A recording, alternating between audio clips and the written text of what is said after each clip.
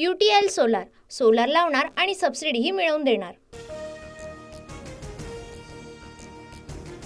रामगिरी बंगल्यावर फडणवीस आणि शिंदेंमध्ये बैठक, खातेवाटपावर अर्धा तास चर्चा। बैठकीआधी अजित पवार, धनंजय मुंडेंचंही फडणवीसांसोबत चहापान। काही तासात महायुतीचं खातेवाटप जाहीर होण्याची शक्यता। मंत्रिमंडळाचा शपथविधी झाल्यानंतर 5 दिवसानंतर खातेवाटप होणार, सूत्रांची माहिती।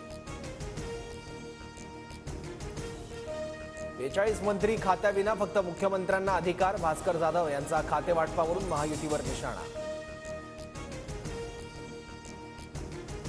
बीएमसी निवडणूक स्वबळावर लढावी, कार्यकर्त्यांची भावना। कार्यकर्त्यांचं म्हणणं नेहमी ऐकतो। उद्धव ठाकरेंसोबत चर्चा सुरू। संजय राऊतांकडून बीएमसी स्वबळावर लढण्याचे संकेत। शरद पवार आज बीडमधील मस्साजोगच्या दौऱ्यावर। संतोष देशमुख यांच्या कुटुंबियांची भेट घेणार। आमच्या राजाला न्याय पाहिजे, पवारांच्या दौऱ्याआधी पॅनल। छगन भुजबळ शरद पवारांसोबत आले तर स्वागतच। अजितदादा गटातील नाराज असलेल्या भुजबळांवर लंकेंची प्रतिक्रिया। पालकमंत्रीपद मिळावं, रायगडचं पालकमंत्रीपद आमच्या नशिबात असेल असं वाटतंय। भरत गोगावलेंकडून इच्छा व्यक्त।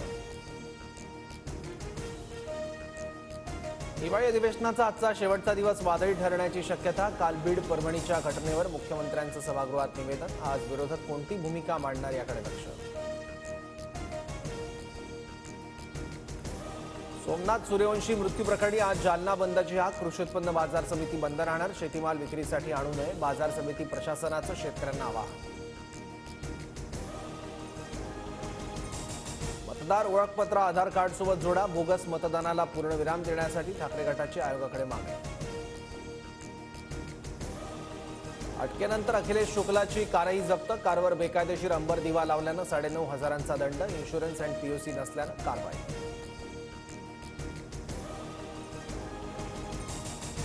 राहुल गांधींविरोधात भाजपकडून हक्कभंगाची नोटीस। संसद भवन परिसरातील धक्काबुक्की प्रकरणात भाजपकडून राहुल गांधींवर गुन्हा दाखल। धारावी पुनर्विकास प्रकल्प अदानी समूहालाच मिळणार। प्रकल्प अदानी समूहाला देण्याविरोधातील याचिका हायकोर्टाने फेटाळली। एमपीएससी कडून विविध पदांच्या भरतीसाठीच्या कमाल वयोमर्यादेत 1 वर्षाने वाढ। नोकरीपासून वंचित राहण्याची चिंता लागलेल्या लाखो उमेदवारांना मोठा दिलासा। समाधानकारक उत्तर न मिळाल्यानं परळी नगर परिषदेत घरकुल विभागात कार्यरत असणाऱ्या कर्मचाऱ्याला मारहाण। घटना सीसीटीव्ही कॅमेऱ्यात कैद। 3 जणांविरोधात गुन्हा दाखल। पुणेकरांना थंडीपासून दिलासा। पुण्याचा पारा 4 अंशांनी वाढला, मात्र राज्यातील काही भागात थंडीची लाट अजूनही कायम।